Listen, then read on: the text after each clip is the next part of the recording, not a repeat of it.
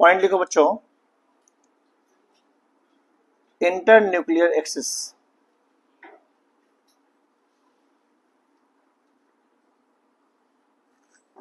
देखो हमारे पास तीन एक्सिस है, एक्स वाई जेड। तीनों एक्सिस में से कोई एक एक्सिस के थ्रू दो एटम्स एक दूसरे के नजदीक आते हैं for the formation of bond. ठीक है, उस एक्सिस को हम कहते हैं इंटरन्यूक्लियर एक्सिस। तो पॉइंट लिखिए, the axis about which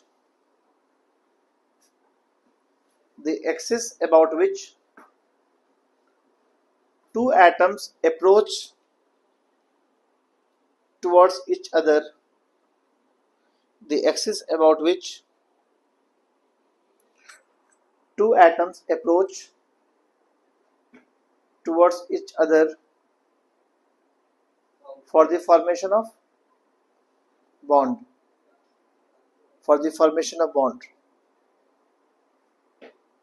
by default हम जेड एक्सिस को इंटरन्यूक्लियर एक्सिस मानेंगे बच्चों। ठीक है, बाय डिफॉल्ट जेड एक्सिस को हम इंटरन्यूक्लियर एक्सिस मानेंगे अनटिल अनलेस किसी क्वेश्चन में स्पेशली मेंशन ना किया जाए कि कंसीडर एक्स एक्सिस है या इंटरन्यूक्लियर एक्सिस है, वाई एक्सिस है या इंटरन्यूक्लियर एक्सिस। इसका कहाँ पे ये फर्क पड़ेगा, जब मैं पढ़ाऊंगा सिग्मा बॉन्ड और पाई बॉन्ड, वहां बताऊंगा इसका इंपॉर्टेंस। ठीक है, फिलहाल आज हम लोग जा रहे हैं करने hybridisation.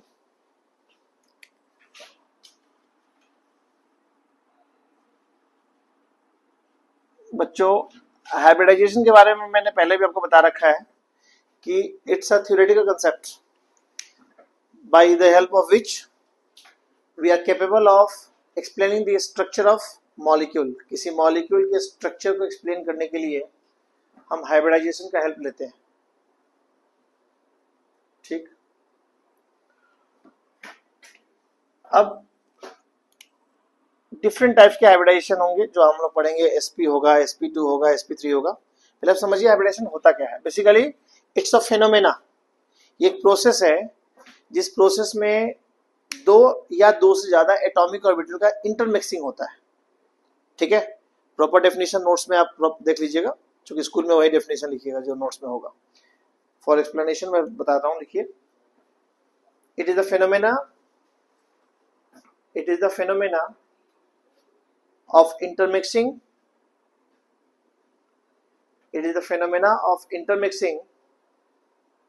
two or more than two atomic orbital of almost equal energies it is a phenomenon of intermixing of two or more than two atomic orbitals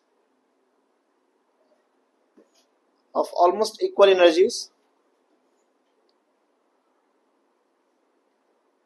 or slightly difference in energy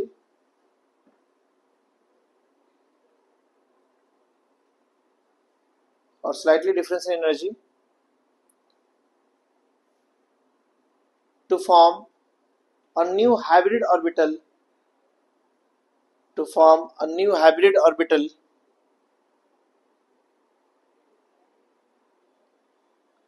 having equal energies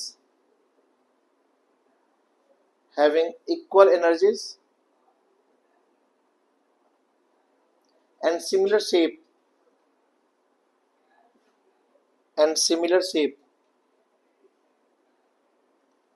ठीक, मान लीजिए मैं कहूं आपको कि एक s orbital और एक p ऑर्बिटल का इंटरमिक्सिंग आपने कर दिया। ओके, ऑब्वियस ही बात है s और p में एनर्जी डिफरेंस कुछ ना कुछ तो होगा ना, बट स्लाइटली डिफरेंस होगा। मतलब s का ओवरलैपिंग इंटरमिक्सिंग आप p के साथ कर सकते हैं, लेकिन s का d के साथ आप नहीं करेंगे, क्योंकि s और d के बीच में एनर्जी गैप काफी ज्यादा होगा, लेकिन s और p में एनर्जी गैप काफी कम होता है। तो मैंने लिखवाया ना ऑलमोस्ट इक्वल एनर्जी या स्लाइटली डिफरेंस इन एनर्जी। जब ये इंटरमिक्स होगा तो दो एटॉमिक ऑर्बिटल इंटरमिक्स हुआ ना, तो क्या बनाएगा, अ न्यू हाइब्रिड ऑर्बिटल का फॉर्मेशन करेगा जिसका नाम होगा sp। sp बोले तो एक s ऑर्बिटल और एक p ऑर्बिटल का इंटरमिक्सिंग से ऑर्बिटल बना, जिसको हम हाइब्रिड ऑर्बिटल बोलते हैं। उसको नाम हम कैसे लिखते हैं, sp। इसका शेप अगर आप देखेंगे ना तो कुछ इस तरीके से नजर आएगा। अगर आप ध्यान से देखेंगे तो हाइब्रिड ऑर्बिटल जो होता है वो ज्यादा डायरेक्शनल नेचर होता है। एक डायरेक्शन में देख रहे हो लोब ज्यादा है, और एक डायरेक्शन में लोब्स कम है। आपने पी ऑर्बिटल देखा होगा, पी में जितना पॉजिटिव था उतना ही नेगेटिव होता था। तो कोई पूछे कि out of atomic orbital and hybrid orbital which one is more directional in nature, your answer will be hybrid orbital. देख रहा हूं नेगेटिव लोब्स इसका काफी छोटा है, पॉजिटिव ज्यादा है, ठीक है। लेकिन एटॉमिक ऑर्बिटल में क्या था, जितना पॉजिटिव उतना ही नेगेटिव, तो ये ज्यादा डायरेक्शनल नेचर का होता है। यही अगर मैं एक एस ऑर्बिटल और दो पी ऑर्बिटल का ओवरलैपिंग कर दूं, इंटरमिक्सिंग कर दूं, क्योंकि एस में तो एक ही ऑर्बिटल होता है ना, तो एक से ज्यादा तो मैं कर नहीं सकता, बट पी में तो 3 होता है ना, हमारे पास ऑप्शन क्या है, एक पी यूज कर सकते हैं, 2 पी यूज कर सकते हैं, मैक्सिमम 3 पी ऑर्बिटल का इस्तेमाल कर सकते हैं। इससे जो बनेगा उसको क्या बोलेंगे, sp2, और ये भी कुछ इस तरीके का ही होगा। अगर आप ध्यान से देख रहे हैं तो इससे थोड़ा मैंने बड़ा साइज बनाया है इसको, shape will be equivalent, same होगा, सिमिलर शेप होगा, बस साइज बड़ा हो जाएगा। क्यों, क्योंकि इसके अंदर 2 एटॉमिक ऑर्बिटल का इंटरमिक्सिंग हुआ है, लेकिन इसके अंदर 3 एटॉमिक ऑर्बिटल का इंटरमिक्सिंग है, तो इससे साइज थोड़ा इसका बड़ा होगा, ठीक। अगर मैं एक s और 3 p यूज करूं तो sp3 बोलते हैं इसको, sp क्यूब मत बोलना, चाहे sp स्क्वायर मत बोलना, sp3 या sp2 बोलते हैं इसको। ये साइज, इसका साइज थोड़ा सा कंपैरेटिवली और बड़ा हो जाएगा इससे। अब मैं आपको यहां थोड़ा रुक के बता दूं कि ऐसे ऐसे यहां पे 2 ऑर्बिटल्स बनेंगे। क्यों 2 ऑर्बिटल बनेंगे, क्योंकि पॉइंट एक रूल कहता है कि नंबर ऑफ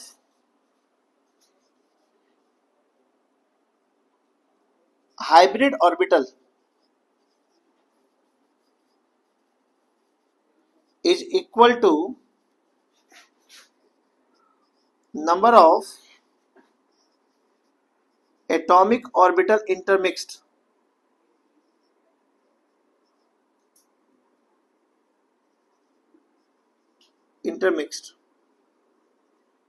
तो मुझे बताओ इसमें कितने एटॉमिक ऑर्बिटल इंटरमिक्स हुआ है, 2।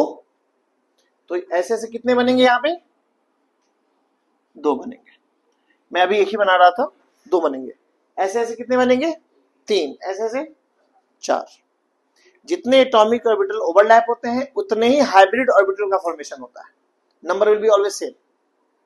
आने वाले टाइम में आप खुद देखोगे इस चीज को, ओके। ऐसे ही अगर मैं अगला हाइब्रिडेशन बताऊं तो बोल सकता हूं sp3d, क्योंकि p के 3 खत्म हो जाएगा तो d यूज होगा ना।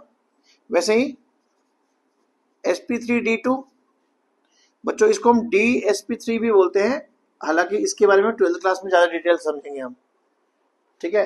इसको हम d2sp3 बोलते हैं, थोड़ा सा अंतर होता है दोनों में।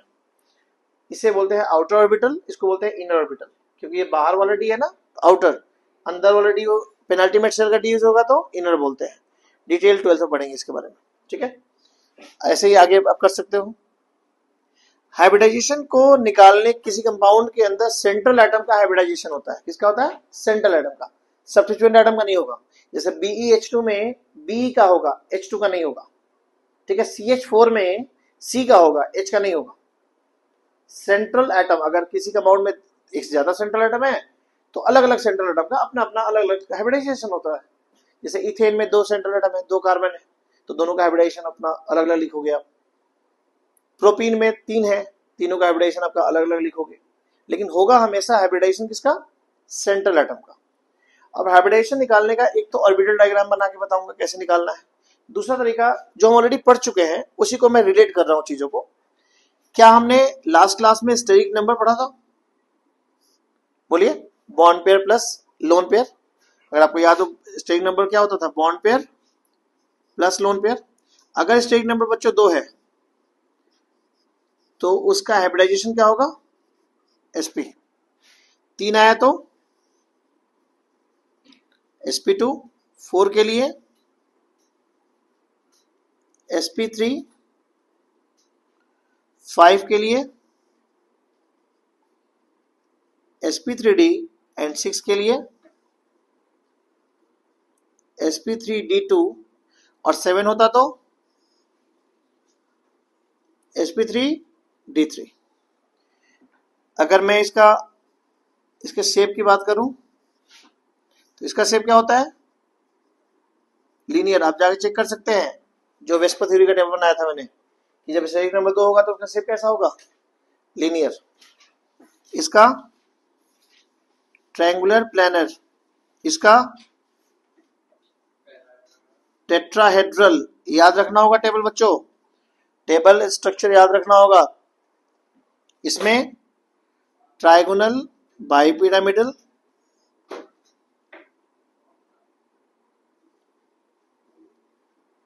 ऑक्टाहेड्रल, इसका क्या होगा?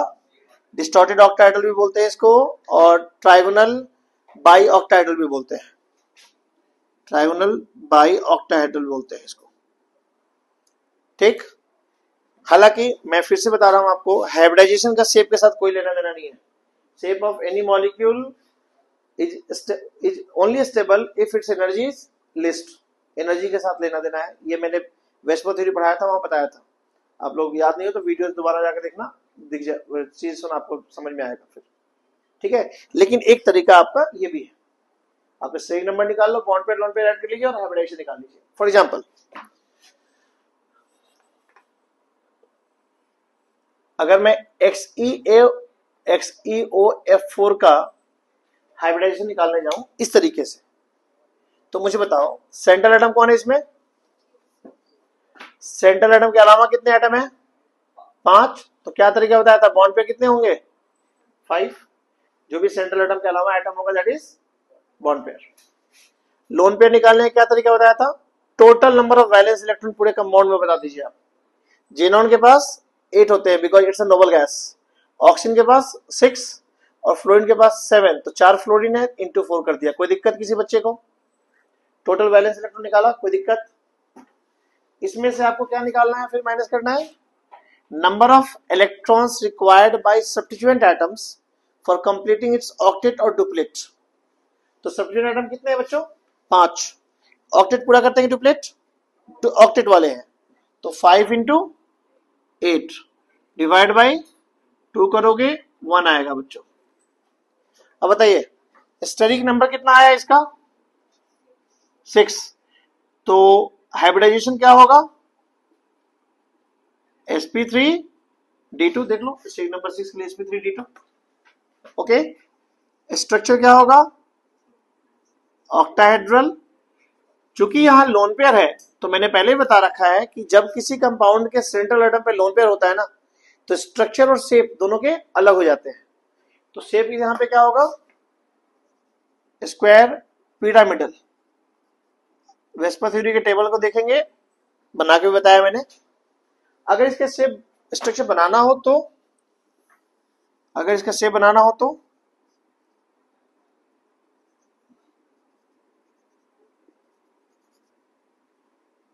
फ्लोरीन फ्लोरीन फ्लोरीन फ्लोरीन, ये चारों फ्लोरीन आपके चारों कोने पे जुड़ जाएंगे। और ऑक्सीजन कितने बार बनाते हैं? 2 ना। ऑक्सीजन और आपके लोन पे कितने बच गए सोचिए? 1। देखो ना जेनॉन के पास कितने वैलेंस इलेक्ट्रॉन होते हैं? 8।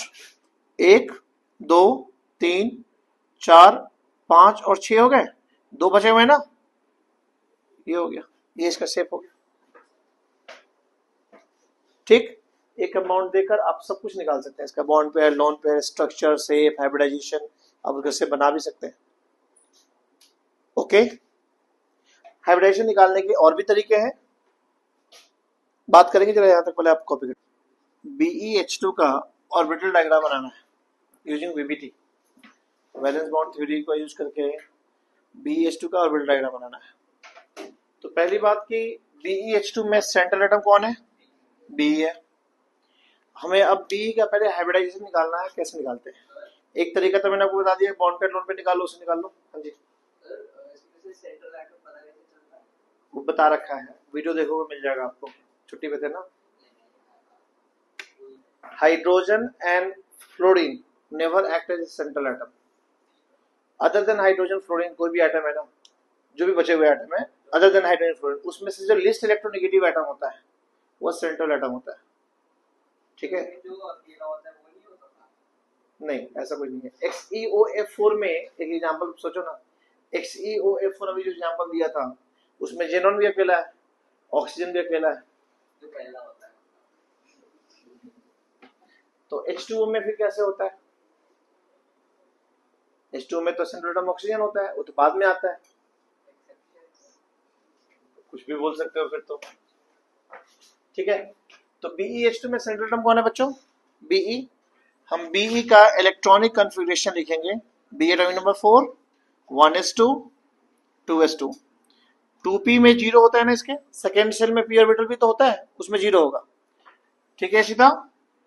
तो वैलेंस शेल के इलेक्ट्रॉन्स को हम ऐसे अरेंज करेंगे बच्चों, this stage is called ground state. Ground state.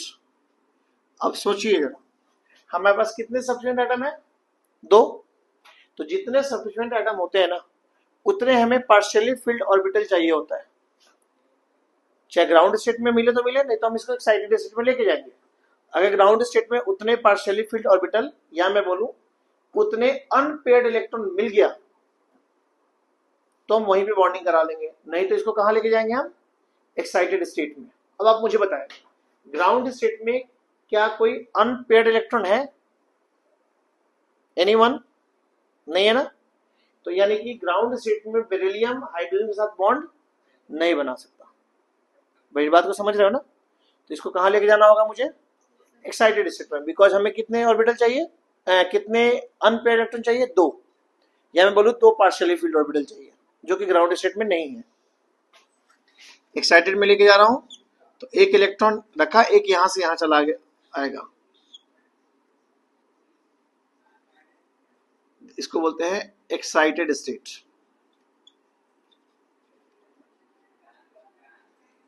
Okay, क्या होगा? अब आपको बस 2 चाहिए था, 2 मिल गया ना। यहां पे हाइड्रोजन अपना एक इलेक्ट्रॉन लेकर आएगा और बॉन्ड बना लेगा, यहां से दूसरा हाइड्रोजन यहां से आके बॉन्ड बना लेगा। बच्चों कितने ऑर्बिटल इन्वॉल्व हुए हैं बॉन्डिंग में, हाइब्रिडेशन में? वैलेंस ऑर्बिटल इन्वॉल्व होता है हाइब्रिडेशन में, चाहे वो पेयर्ड हो या अनपेयर्ड हो, ठीक है। कितने हैं? 2। तो इसका हाइब्रिडाइजेशन क्या होगा? एक S और एक P है ना, sp। बॉन्ड पेयर कैसे निकालते हैं बताओ तो मुझे? लास्ट स्टेप में कितने अनपेयर्ड इलेक्ट्रॉन है?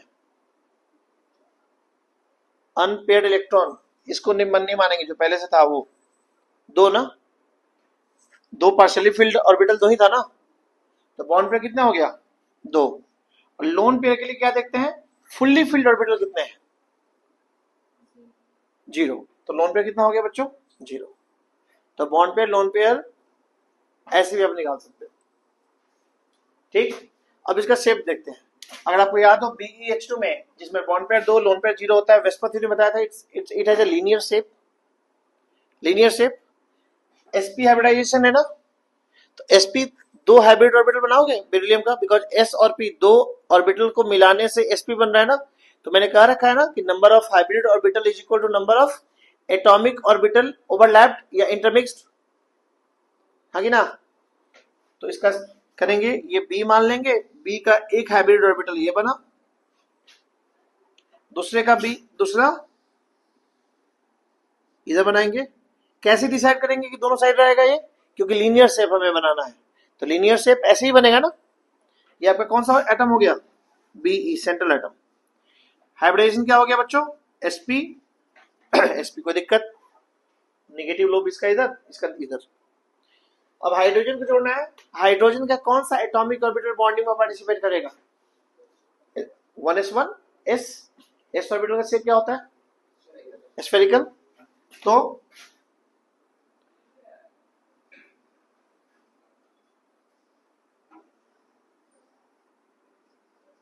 ये होगा, बोलिए कोई दिक्कत?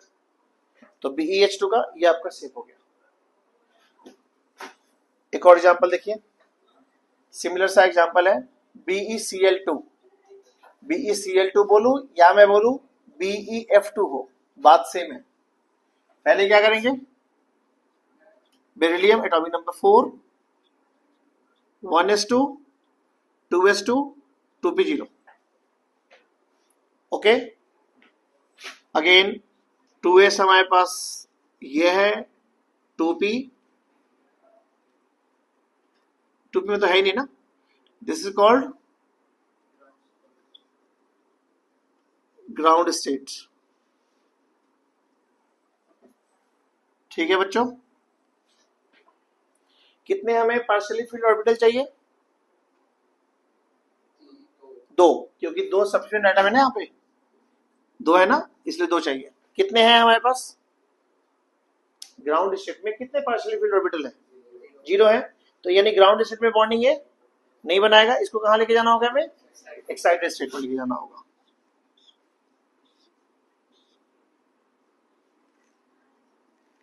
ये होगा, बोलिए, this is called excited state.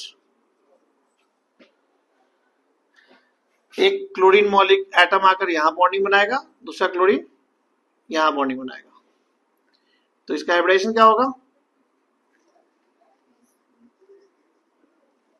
sp bond pair 2, partial field 2 है तो बॉन्ड पेयर 2, और लोन पेयर के लिए फुल्ली फील्ड देखते हैं, कितने फुल्ली फील्ड? 0 आएगा। बहुत सारे एग्जांपल्स में कराऊंगा जहां फुल्ली फील्ड आपको नजर आएगा, चिंता मत करो आप। ठीक है,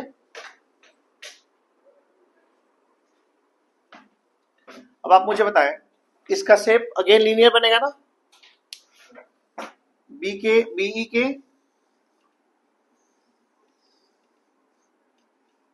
ये आपका बी, सॉरी ये आपका sp है, ये भी आपका sp है, ये आपका बीई है। क्लियर? दोनों साइड से कौन सा आइटम आने वाला है? क्लोरीन आया या फ्लोरीन है? क्लोरीन या फ्लोरीन दोनों का ले लो, कौन सा ऑर्बिटल ओवरलैप करता है? p। देखो, अगर फ्लोरीन का लेते हैं तो 1s2 2s2 2p5, p आ गया ना, 2p5 लास्ट ऑर्बिटल p है। क्लोरीन का लेते हैं तो 1s2 2s2 2p6 3s2 3p5, फिर से p आ गया। p का शेप कैसा होता है? Dumbbell shape.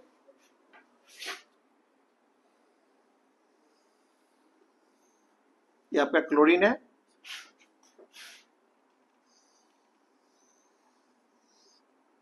क्लोरीन है तो माइनस है।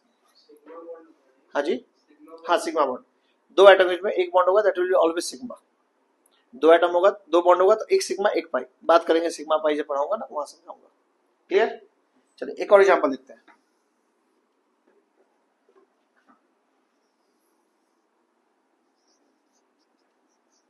BF5 सॉरी BF3 बोलूं या BCl3 बोलूं, बात सेम है। B का atomic number 5, 1s2 2s2 2p1,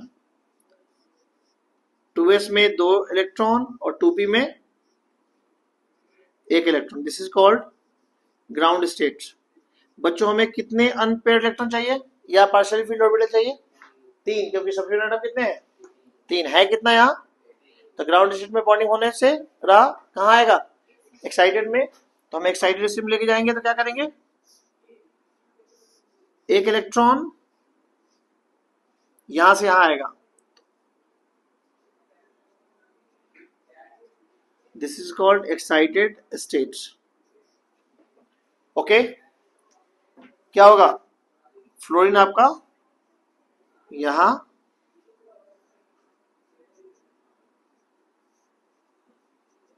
बताओ मुझे हाइब्रिडेशन कितना हो, क्या होगा? sp2, एक s 2p है। बॉन्ड पेयर कितने पार्शियली फील्ड ऑर्बिटल है? तो बॉन्ड पेयर 3, लोन पेयर 0, क्योंकि कोई भी फुल्ली फील्ड ऑर्बिटल नहीं है। ठीक है, इसका शेप अगर आपको याद हो, वेस्पर थ्योरी में तो क्या ट्रायंगुलर प्लेनर शेप था, बीच में बी एटम होता है, 3 साइड में फ्लोरीन, तो वैसे ही बनाएंगे यहाँ पे। चूंकि sp2 है तो कितने हाइब्रिड ऑर्बिटल बनने चाहिए? 3, क्योंकि 3 एटॉमिक ऑर्बिटल इन्वॉल्व हो रहा है, ट्रायंगुलर शेप में उसको बनाएंगे।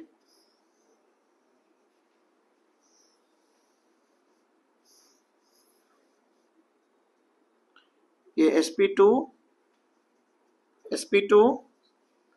sp2 ठीक, this is your B atom. तीनों साइड से कौन जुड़ने वाला है? फ्लोरीन बोलूं या क्लोरीन बोलूं, कौन सा ऑर्बिटल? पी। पी का double shape,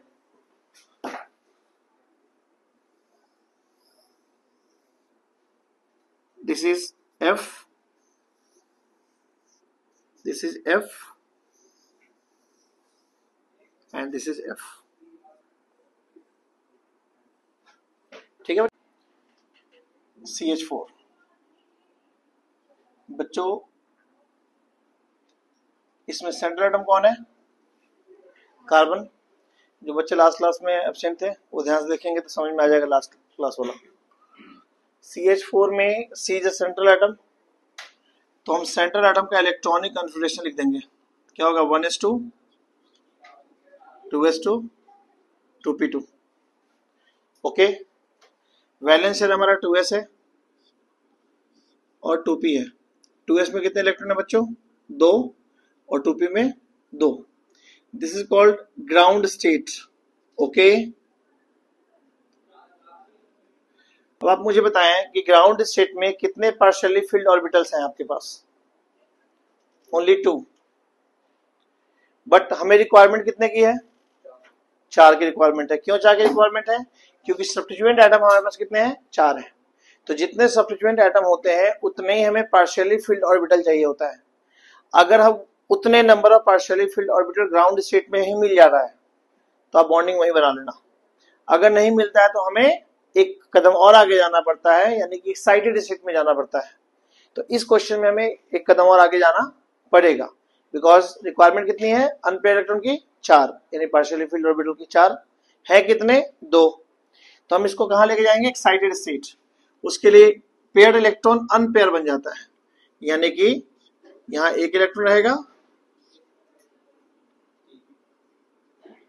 this is called excited state. Okay, now अब हमें कितना चाहिए था? 4 चाहिए था, 4 हमें मिल गया। अब क्या करेंगे? इन चारों में हाइड्रोजन के साथ बॉन्डिंग बना देंगे।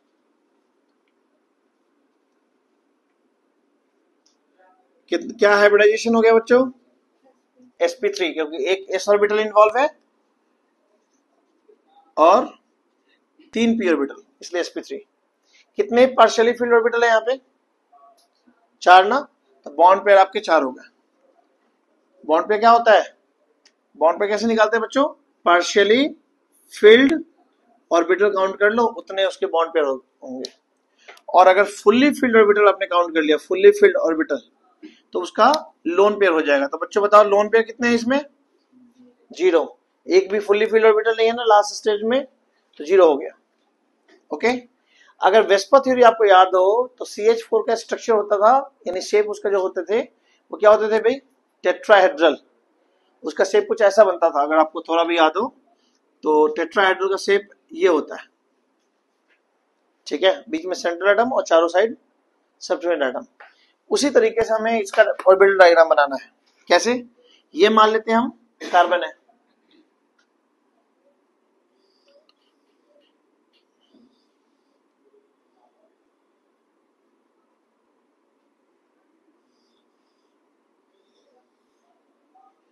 इसका negative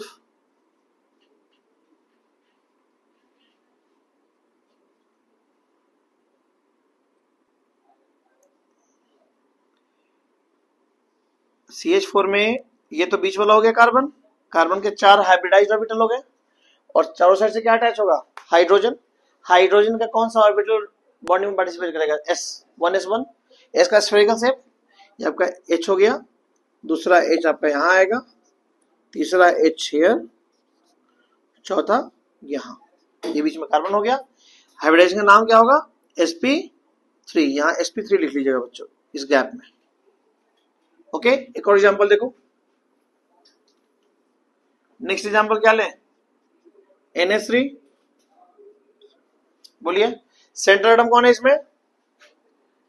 nitrogen. Atomic number 7, 1s2, 2s2, 2p3।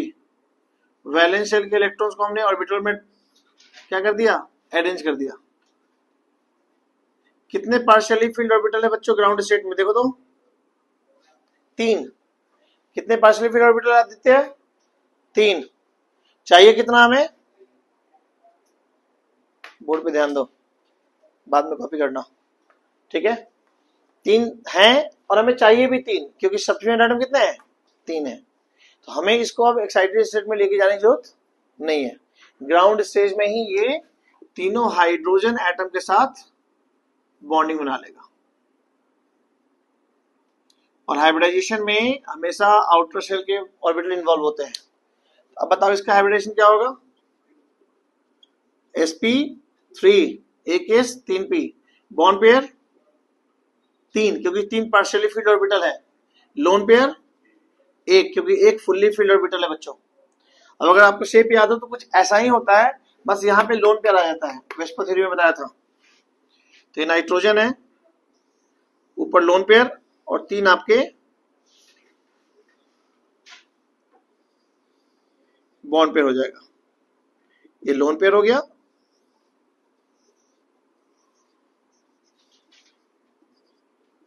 तीन बॉन्ड पेयर हो गया, sp3 sp3 sp3 लिख दीजिएगा।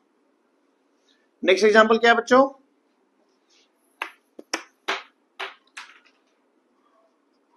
H2O, which is central atom, oxygen 8 1s2 2s2 2p 4, 2s में 2 इलेक्ट्रॉन है और 2p में 4 इलेक्ट्रॉन है। This is called ground state. Yes, क्या हमें इसको एक्साइटेड स्टेट में लेके जाने की जरूरत है क्या, क्योंकि 2 पार्शियली फिल्ड ऑर्बिटल हमें चाहिए और 2 है, हमें यहीं पे बॉन्डिंग इसका बना लेंगे। यानी एक हाइड्रोजन यहाँ, दूसरा हाइड्रोजन यहाँ आएगा, हाइब्रिडाइजेशन क्या बनेगा, sp3, ठीक है। बॉन्ड पे कितने हो जाएंगे, 2 क्योंकि 2 पार्शियली फिल्ड ऑर्बिटल है, लोन पेयर 2 क्योंकि 2 फुल्ली फिल्ड ऑर्बिटल है, ठीक।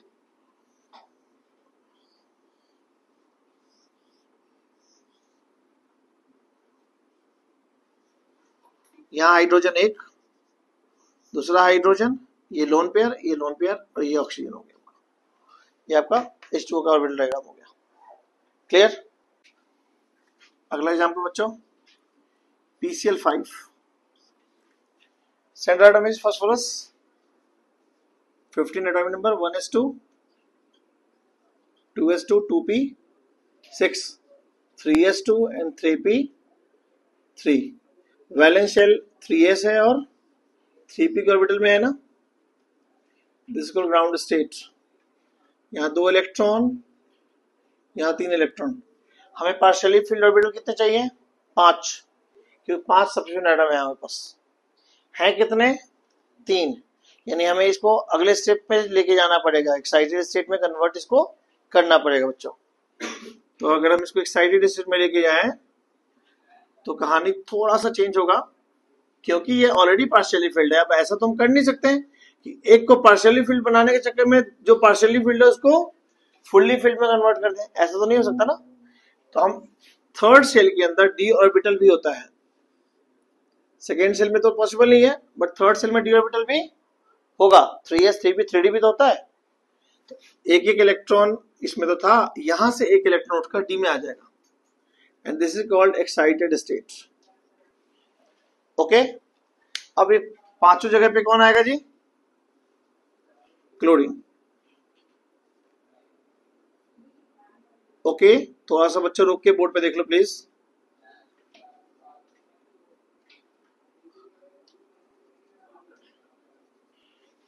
और हाइब्रिडाइजेशन क्या होगा इसका,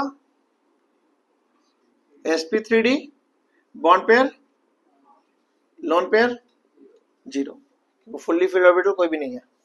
अब अगर इसका आप देखेंगे तो बेसिकली ये होता है इसका शेप, ये होता है, ये होता है, हमें इस शेप को कन्वर्ट करना है ऑर्बिटल डायग्राम में। ये वेस्पर थ्योरी के अकॉर्डिंग है, ऑर्बिटल डायग्राम में इसको कन्वर्ट करना है तो क्या करेंगे हम, इसी तरीके से ऑर्बिटल डायग्राम ड्रॉ करेंगे। जैसे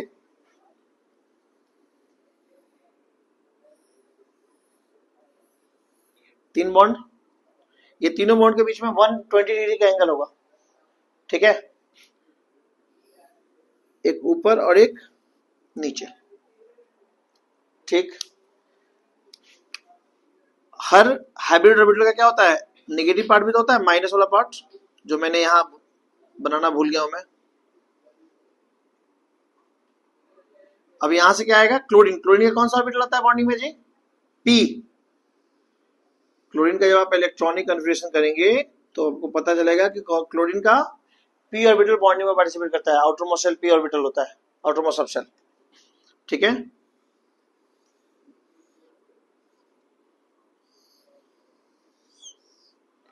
और पी का सबशेल कैसा होता है, डंबल शेप। चैप्टर 2 में पढ़ा होगा आप लोगों ने। माइनस माइनस ये भी क्लोरीन है। ठीक है, खूब। अगर इसको और थोड़ा सुंदर बनाना है तो इसको डॉटेड बनाकर इन दोनों को जोड़ दो। अब लगे हाथ यहाँ sp3d लिख लेना बच्चों। लगे हाथ यहाँ पे कंसेप्ट समझिए। अगर आप PCl5 को देखेंगे ना तो PCl5 का यही स्ट्रक्चर होता है, Cl Cl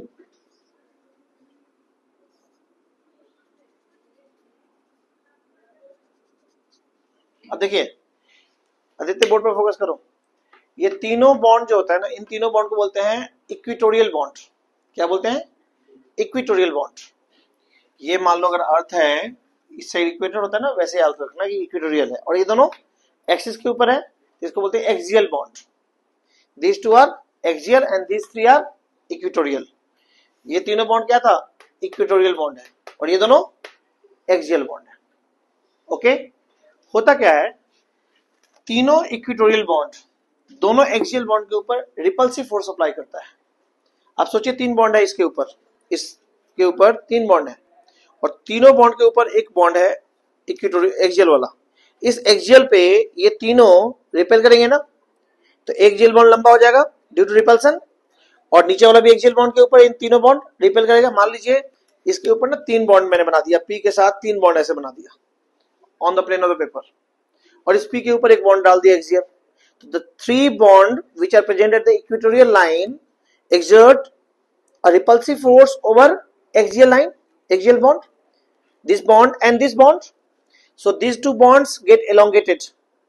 इसलिए पांचों बॉन्ड इक्वल लेंथ के नहीं होते, या हम कह सकते हैं कि दी axial bond of PCl5 is more longer in length than equatorial bond.